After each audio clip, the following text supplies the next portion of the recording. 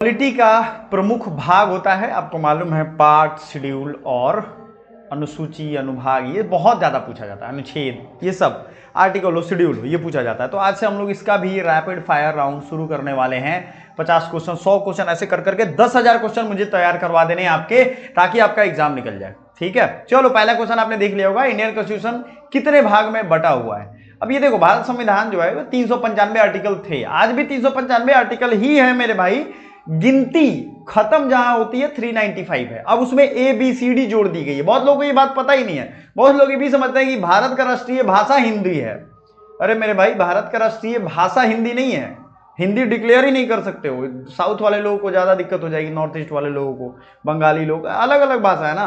तो एक मानते हैं हम कि हमारी राष्ट्रभाषा होनी चाहिए, अभी तक डिक्लेयर नहीं किया गया, इसके लिए प्रयास और कॉन्स्टिट्यूशनल मेथड सब है। समझ में आ रहा है बात? तो इसी के साथ कमेंट करके बताइए, बहुत चीज नहीं जानते हो आप लोग, वो धीरे धीरे हम आपको बताएंगे। तो एक मान्यता प्रदान करना और एक होना, दोनों में अंतर है। इंडियन कॉन्स्टिट्यूशन कितने पार्ट में डिवाइड है, ये पूछा गया है, अभी है 22, 25, 24 या 60। बहुत अच्छा क्वेश्चन है ये। और उसके बाद है which part of Indian constitution related to citizenship. चलिए, संविधान के बारे में जितना पढ़ के रहोगे अच्छा रहेगा आपके लिए, ये याद रखिएगा, ठीक है ना। क्लियर कट आपको मैं पूछ रहा हूं, सबके आंसर मैं देख रहा हूं। तो पहला चीज, संविधान जब बना था, ठीक है ना, उस समय कितने थे? 8, 395 आर्टिकल, 8वीं अनुसूची कौन सी है जरा बताइए जरा। कितने लोग हो जो 8वीं अनुसूची को जानते भी हो, सुना भी है आपने कभी? बिल्कुल नहीं सुना है। बहुत लोग ऐसे हैं जो जानते ही नहीं 8वीं 7वीं अनुसूची क्या है। ये वैसे हैं जो सबसे ज्यादा पूछे जाते हैं। तो आप क्या करोगे, कैसे जवाब दोगे? समझाओ मुझे, कैसे जवाब दोगे आप? ये बहुत बड़ा चैप्टर है और ये चैप्टर खत्म करने में ना बहुत टाइम लगने वाला है। ठीक है, इसमें मैं क्वेश्चन बता दूं 292 हैं, तो 50 क्वेश्चन भी अगर कर देते हो ना तो बढ़िया है, ये याद रखिएगा। तो 22 पार्ट्स बहुत लोगों ने सही बोला है। और भाग 2 जो है ये आपका सिटीजनशिप से रिलेटेड है। किससे जुड़ा हुआ है? भाग 2। विच of the following is not correctly match? Fundamental duties, states, attorney general, services under union and states. तो राइट आंसर क्या है? 3 का राइट आंसर सी है। अटॉर्नी जनरल जो होते हैं ये 13वें पार्ट में इनको मतलब भाग में इनका वर्णन किया गया है। आगे बढ़ते हैं। Match list 1 to list 2, select the correct answer by using the code. तो फंडामेंटल राइट है, फंडामेंटल ड्यूटी है, ये कौन किस भाग में है? तो सीधा समझ लो, फंडामेंटल राइट 3 है, एकदम रट्टा मार लो आप, ये भाग 3 में है। 3 को ऐसे लिखा है तो वो आप मैच कर सकते हो। फंडामेंटल ड्यूटी 4A में है। कहां पे है? 4A में। और 4 में क्या है? डीपीएसपी यानी राज्य के नीति निर्देशक तत्व। इमरजेंसी प्रोविजन किस में है भाई? सोचिए, इमरजेंसी प्रोविजन 18 में है, ठीक है ना, आपात संबंध जिसे आप कहते हो। इसी तरीके से सभी के कूट आप मिला सकते हो।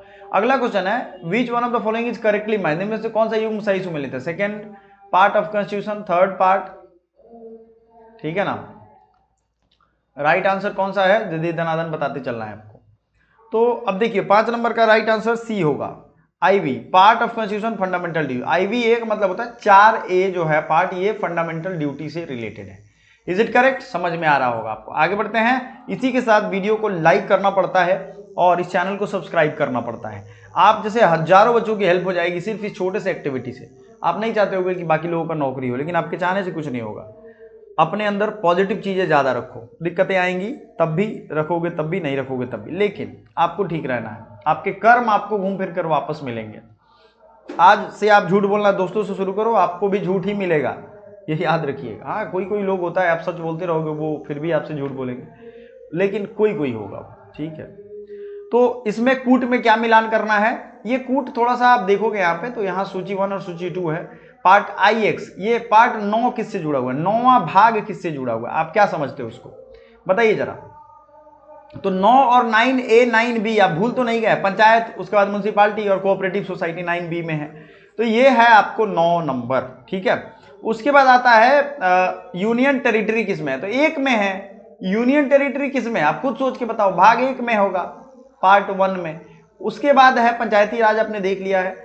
IVA अभी आपने देखा, फंडामेंटल ड्यूटी है, ठीक है ना, यहाँ पे फंडामेंटल ड्यूटी है, ठीक है। आगे बढ़ते हैं। भारतीय फंडामेंटल ड्यूटी ये किस भाग में है? यानी भारतीय नागरिकों के मूल कर्तव्य कहां पे है? भाग 3, 1, 2, 4, ये है 1, ये 3, ये 4, ये इनमें से कोई नहीं। चलो सब मिटा देते हैं, एक साथ एक ही आंसर रखेंगे आपका और दे दनादन करते जाइएगा। भाई पटीदारों को शेयर कर दो, ठीक है ना। कौन कौन अपने रिश्तेदारों से बहुत परेशान है, जल्दी कमेंट करिएगा। 4 फंडामेंटल ड्यूटी किस में है, 4A में है हालांकि, तो ये 4 नहीं होगा। इसका राइट आंसर क्या हो जाएगा, इनमें से कोई नहीं, क्योंकि वो 4A में है। 4 में है directive principle of state policy. Which of the following, ये बाद में जोड़ा गया है, स्वर्ण सिंह कमेटी ने रिकमेंड किया था किसके टाइम में, इंदिरा गांधी जब इमरजेंसी लगाई तो ये सब लोगों को काम सौंपी कि फंडामेंटल ड्यूटी यहाँ होना चाहिए। लोग बड़ी अनडिसिप्लिन है, सही में भारत में लोग बड़ी अनडिसिप्लिन है। इनडिसिप्लिन इतने ज्यादा है कि बिहार का मुख्यमंत्री देखो जन गण मन बज रहा है, पढ़ाई कितना जरूरी आपको समझ में आ रहा है, वो हिल रहा है, वो सेक्रेटरी को माथे पे गमला क्या का उसको हंस रहा है, पगला रहा है, इशारा कर रहा है इधर उधर, समझिए जन गण मन बज रहा है। ऐसे स्ट्रिक्ट लॉ लगा करके इन लोग का मतलब कोई कुछ हुआ भी नहीं इसके खिलाफ, समझ रहे हैं आप। तो tribunals, which of the following is not correctly match, तो ट्राइब्यूनल्स भाग X में है, बिल्कुल भी नहीं है। म्यूनसिपालिटी 9A में है, आप जानते हो। पंचायत 9 में है, ठीक है। कोऑपरेटिव सोसाइटी 9B में, तो बच गया यही ना। इस तरह से भी आप छांट के निकाल सकते हो। Which of the following part of constitution is related to municipality, अब बताओ, इसमें तो मुझे नहीं बताना है भाई। म्यूनसिपालिटी अभी आपने देखा, तो 9वां में है, तो 9A में म्यूनसिपालिटी है, यानी नगर पालिका है, ठीक है ना। अच्छा ये बता सकता है क्या कि ये पंचायती राज व्यवस्था कब आया था,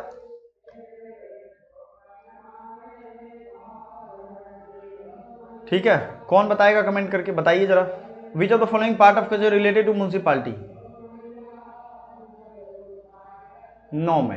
विच of the following is correctly match, citizenship, fundamental duty, fundamental right, अब बताइए कौन किस में है। सिटीजनशिप 3 में है, बिल्कुल नहीं। फंडामेंटल राइट ये 4 में है, ये भी नहीं है। फंडामेंटल ड्यूटी 5 में है, ये भी नहीं है। स्टेट 6 में, हाँ तो स्टेट वाला आपको यहाँ सही लगेगा क्योंकि है वाकई में, ये तो इलिमिनेट करके भी आप ले आए, लेकिन स्टेट 6 में है, ठीक है। ये अगर जानकारी होता तो यही होता, ये सब गलत दिया हुआ है। हिंदी इंग्लिश दोनों में है। ये पीडीएफ उनको मिलेगा जो हमारे 2 क्वेश्चन का आंसर, जो मैं आखिरी में पूछता हूं सबसे जबरदस्त क्वेश्चन, उनका आंसर करेंगे, ठीक है ना। सभी वीडियोज में ध्यान से देखना है और आंसर करना है। जो चीजें नहीं आए नोट कर लो ना उसको। अब यहां पे मैच करने के लिए दिया है, तो लिस्ट 1 लिस्ट 2 को, तो सूची 1 सूची क्या है, देखिए ये पहला है फॉर्मिंग ऑफ न्यू स्टेट, अच्छा नया राज्य बनाना, पार्ट 2 ऑफ इंडियन कॉन्स्टिट्यूशन, क्या पार्ट 2 में है, आर्टिकल 3 है, इन सब में है। फंडामेंटल राइट किस में है, और आपको establishment of Indian constitution part 3 of India, administrative tribunal, ये थोड़ा मिक्स हो गया है। तो सीधा याद रखिएगा, जो आपको हम बता दें, पहले तो ये यहां देख लो 2 1 4 A का 2 होगा, तो A ये है, तो इसमें 2 नंबर ऑप्शन देख लो कहां पे है, आर्टिकल 3, ठीक है। फॉर्मेशन ऑफ न्यू स्टेट्स, बाहर वाले राज्यों को मिलाना, ये आर्टिकल 2 में है। बाहर जैसे दूसरे, जैसे हम लोग बांग्लादेश से कुछ लेके और उसका ले लिए तो 2 में है, लेकिन अंदर वाले राज्यों को मिलाना हो तो इसी में हो जाएगा। समझ में आया बात, चलिए आगे बढ़िए। उसी तरीके से एडमिनिस्ट्रेटिव ट्राइब्यूनल, अब एडमिनिस्ट्रेटिव ट्राइब्यूनल जो है ये क्या होगा, किसी ने सोचा है। आर्टिकल 323A एडमिनिस्ट्रेटिव ट्राइब्यूनल का पार्ट है। 3 में फंडामेंटल राइट है, इसमें तो कुछ नहीं बताना है, आपके कंप्यूटर स्क्रीन पे दिख जाएगा। इसी तरीके से यहाँ भी लिस्टिंग है, ये लिस्टिंग वाला क्वेश्चन मैं छोड़ देता हूँ क्योंकि बार बार ये आ जा रहा है, ठीक है। तो सीधे आइए, कॉन्सेप्ट ऑफ वेलफेयर स्टेट। अब वेलफेयर स्टेट कहाँ पे वर्णन किया गया है, देखो वेलफेयर और वारफेयर का कॉन्सेप्ट थोड़ा सा जान लो। पॉलिटिकल साइंस मेरा 2 साल रहा था BHU में, तो वेलफेयर का कॉन्सेप्ट और वारफेयर जर्मनी का देन है। जर्मनी क्या किया था, एक बार पूरे वर्ल्ड को युद्ध में झोंकने का प्रयास किया था वो। तो वेलफेयर स्टेट होगा तब जब आप जनता के वेलफेयर की बात करते हो, जो आजकल नेता लोग नहीं करते हैं, चाहते नहीं कि उसका अच्छा हो जाए, ठीक है। तो ये आया DPSP से भाग 4 में, ठीक है। आर्टिकल 37 36 38 ये सब आपने देखा होगा। In the public service the to bifurcate judiciary from executive, आपने देखा होगा, it takes necessary step, judiciary executive, this provision incorporated in which part of, राज्य की लोक सेवाओं में न्यायपालिका को कार्यपालिका से पृथक करने के लिए राज्य कदम उठाएगा, यह उपबंध भारत के किस भाग में है। अब याद कर लो आर्टिकल, आप समझ जाओगे। 49 50 51 हिंट दे दिया मैंने आपको, तो कहाँ है ये पार्ट 4 में है। न्यायपालिका अलग रहेगा उससे, ये हमारे आपके पास नहीं है, ये किसमें है, उसमें है। अब आते हैं पार्ट 5, किसके बारे में है, एग्जीक्यूटिव ऑफ स्टेट। एग्जीक्यूटिव कौन सा होता है भाई, जो विधानों को लागू करते हैं, ठीक है ना। अगला है concept of formation of panchayat as a liability of state in mentioned in which part of Indian constitution, राज्य के दायित्व के रूप में पंचायतों के गठन का विचार भारतीय संविधान के किस भाग में है। 17, ये है चैप्टर 4। अब राज्य का क्या दायित्व होना चाहिए, डीपीएसपी ही बताता है। तो concept of 3 layered panchayat is mentioned in which part of constitution, हमारे संविधान के किस भाग में 300 पानों में पंचायत बनने की परिकल्पना की गई है? 9, 10, 11, 12। तो ये हो जाएगा भाग 9। विच पार्ट ऑफ, ये पंचायत वाला याद बताना है बार बार नहीं, पंचायती राज सिस्टम अब तो ये आप बता ही सकते हो, ये भाग 9, 19 का ये होगा। विच part of constitution India describe the financial relation between centre and state, financial relation आपको कौन से पार्ट में है, समझाइए इसको। फाइनेंशियल रिलेशन कौन से पार्ट में है? X 11, 12, 13, right answer. तो ये आप भाग 12 में याद रखिएगा, यानी जैसे आप जीएसटी का हिसाब किताब देख लो तो जीएसटी कलेक्ट होता है, फिर वो कौन कितना पार्ट मिलेगा ये सब। विच part of chapter of Indian constitution deal with legislative relation between union and state, तो लेजिस्लेटिव रिलेशन कहाँ आता है? क्या ये 11 में आएगा, 12 में आएगा, 13 में आएगा, बताइए। तो ये आएगा 11 में, लेजिस्लेटिव 11 में, फाइनेंशियल 12 में, तो 13 में क्या आएगा? पार्ट 16 ऑफ कॉन्स्टिट्यूशन, 16 वाला ऑल इंडिया सर्विस 14 में है क्या, 13 में है क्या? याद करिए, एडमिनिस्ट्रेटिव ट्राइब्यूनल 16 में कौन है? Special provision financial commission. सोचिए सोचिए सोचिए, तो special provision of certain classes ये भाग 16 में है, ठीक है ना। संविधान हमारा ऐसा है कि सबकी व्यवस्था उसमें बनाई गई है, कुछ नेता है उसका मिसयूज करेंगे, कुछ उसका यूज करेंगे। पार्ट एक्स वी आई, यानी कि एक्स का मतलब होता है 10, वी 5 और 1 यानी 16, अभी तो बताया ना मैंने। 16 किसके बारे में? Financial administrative tribunal, reservation of schedule caste tribe in house of the people. तो ये किसमें वर्णन है भाई, जल्दी से बताइए। राइट आंसर कौन सा है? अभी तो स्पेशल चीज़ों, स्पेशल कास्ट के बारे में बात की गई थी यहाँ पे, तो राइट आंसर इज डी। ठीक है, चलो सब पे टिक भले लगाता हूँ लेकिन बाद में मैं हटा देता हूँ। फिर से यहाँ मैच करने के लिए ये बार बार हम रिवीजन करेंगे, जब ये पीडीएफ लोगे तो आपको ये मिल जाएगा। आगे बढ़ते हैं।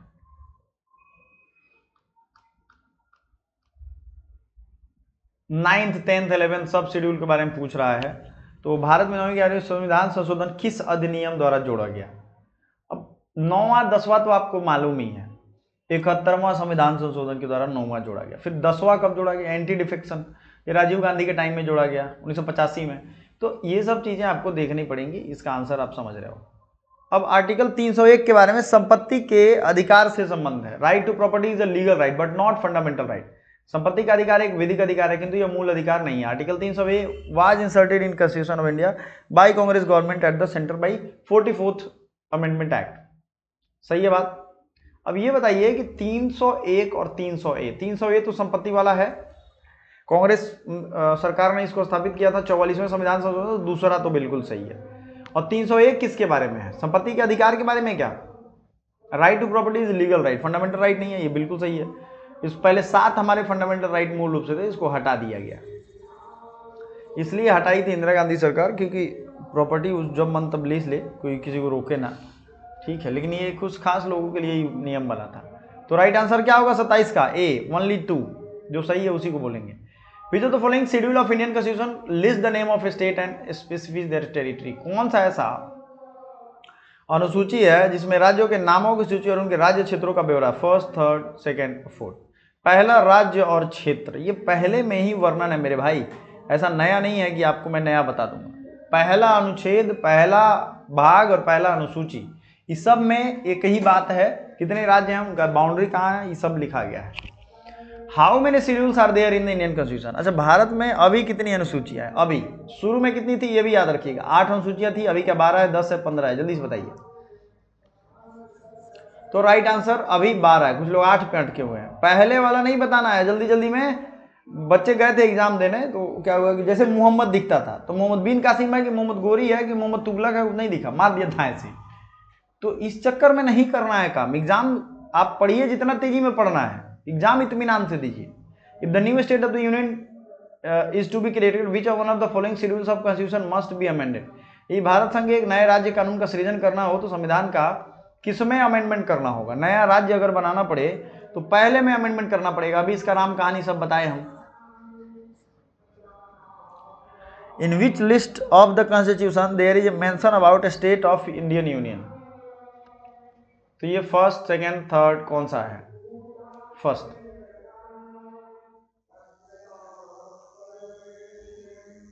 Which schedule of Indian Constitution contains the name of a state and their territorial details? Second, third, first, fourth? तो फर्स्ट ही है यार, बार बार रिपीट हो रहा है। सेकंड शेड्यूल में क्या बताओ? रिम्यूनरेशन, रिप्रेजेंटेशन, ओथ या लैंग्वेज? बड़ा अच्छा, इसको मैं समझाऊंगा, याद करवा दूंगा आपको। देखो शेड्यूल की बात करिए, ये बड़ा चैप्टर है, 250 से ज़्यादा क्वेश्चन है इसमें, तो 4-5 राउंड तो लगेगा। अगला वाला जो मैं इसका लूंगा उसमें 100 क्वेश्चन करवाऊंगा, 50 नहीं, ठीक है। इस बार 50 पे ही छोड़ूंगा, क्योंकि और भी देखो, और भी सब्जेक्ट क्या आ रहे हैं, जैसे स्टैटिक जीके है, हिस्ट्री आएगा, जनरल साइंस आएगा। पढ़ो दबा के, घर पे एकदम टारगेट लो, अगला चैप्टर भी दिखा देंगे आपको, ठीक है ना। तो विच शेड्यूल ऑफ इंडियन कॉन्स्टिट्यूशन, ये फर्स्ट में है। अब देखो सेकंड शेड्यूल जो है रिम्यूनरेशन, पहले नेता सब पैसा वैसा की बात करते हैं कि इसका वेतन सैलरी कितना होगा, तो ये यहाँ पे होगा, ठीक है। बाद में वो बात करेगा किसके बारे में, कि ओथ क्या लेंगे, ये संविधान ने इनको सिखाया हुआ है, सोचिए। मजाक नहीं उड़ा, सॉरी फॉर दैट, लेकिन ये चीज है। पहले पैसा, रुपया, धन संपत्ति, सैलरी कितनी मिलेगी, ये सब। विच of the following schedule of Indian constitution is associated with allocation of seats in the Rajya Sabha? Third schedule, fifth schedule, fourth schedule, sixth schedule? Fifth schedule. Which of the following pairs of schedules in the constitution of India and it's content is not correctly match? Bharat के संविधान की अनुसूची और उसके विषय में तो कौन सा सही है, गलत है, बताइए जल्दी से। तो ये सेकंड शेड्यूल है, इसमें मुझे कुछ नया नहीं बताना है ना। अच्छा, सेकंड शेड्यूल में क्या है, फॉर्म्स ऑफ ओथ है, गलत है। 8th शेड्यूल में लैंग्वेज है, बिल्कुल सही है। 4th शेड्यूल में क्या है, allocation of state of council, सही बात है। राज्यसभा में सीटों का बंटवारा। 10th शेड्यूल में एंटी डिफेक्शन है, दल बदल इधर उधर करोगे तो आपकी सदस्यता खत्म हो जाएगी। राजीव गांधी इससे परेशान हो गए थे, तो इन्होंने नियम बनवाया था। तो जो भाजपा आज कर रही है, कांग्रेस से ही सीख के कर रही है, समझ रहे हैं ना। दल बदलू, इधर से उधर चले जाते हैं सब, ये सब मिलान वाला क्वेश्चन है, इसको होमवर्क के तौर पे बनाइए बढ़िया से। चलिए आगे आते हैं, नेक्स्ट क्वेश्चन। मिलान इधर ज्यादा मिलेगा आपको। फॉलोइंग शेड्यूल ऑफ कॉन्स्टिट्यूशन, यानी कि आप हिंदी में, भारत में संविधान के लिखित किस अनुसूची में प्रत्येक राज्य से निर्वाचित होने वाले राज्यसभा के सदस्यों की संख्या निर्धारित करता है? तो बताइए इसमें से right answer, 5th, 3rd, 4th? Right answer 42 का। 42 का राइट आंसर कौन बताने वाला है? कुछ मोबाइल छोड़ के चल जाता है गर्लफ्रेंड से अपनी बतियाने, उसको होता है कि जब सर तो रहबे ना करेंगे, गर्लफ्रेंड वाला भाग जाए। अरे सर तो रहेंगे ही, तो गुरुजी रहेंगे, वो पास हो जाएगी दूसरा पे, तो ध्यान रखना। नौकरी हो जाएगा तो वो सोचेगी कि हाँ ये ठीक आदमी है। आप सब समझा करो। विच of the following statement correctly describe the 4th schedule of constitution of India? तो इसमें 43 में क्या होगा, it allocate seat in the council of state, सही बात है। चलो ठीक है, आगे देखते हैं। फिर से आ रहा है question, 4th schedule to the constitution of India deals with, भारत के संविधान की 4थी अनुसूची किससे संबंध रखती है?